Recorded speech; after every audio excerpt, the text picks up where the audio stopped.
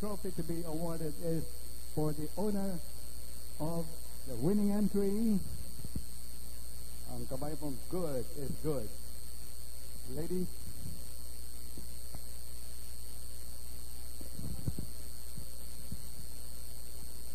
Na ang napakagandang silver cup. There is the trophy. As for the owner of winning horse. Ito po naman ay huling karera na mga kaibigan. I'd like to wish everybody a very Merry Christmas. Mauna po kami ng pagbati sa inyo ng Merry Christmas. Now, for the trainer. Ang trainer po ay malaki ang role. Ang kanyang partisipasyon sa paghahanda ng kabayo. Kaya atin po namang parangalan din. At yan ay sa pamamagitan din ni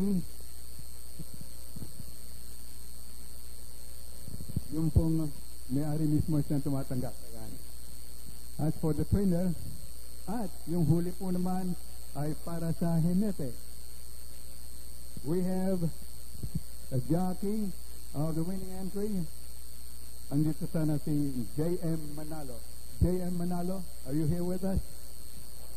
Sana huwag mong makaligtaan itong huling bahagi ito ng ating pangangarera ngayon kapag ikaw ay involved dito.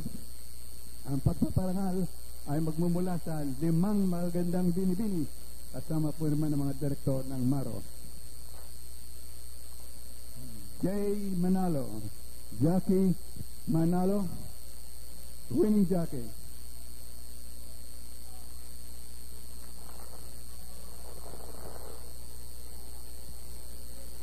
Wala ba?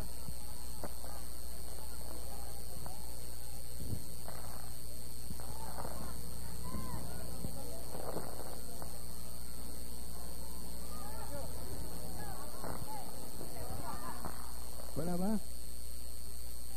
Meron sila yung tinuturo. Hintayin po natin. At papunta na rito. Okay?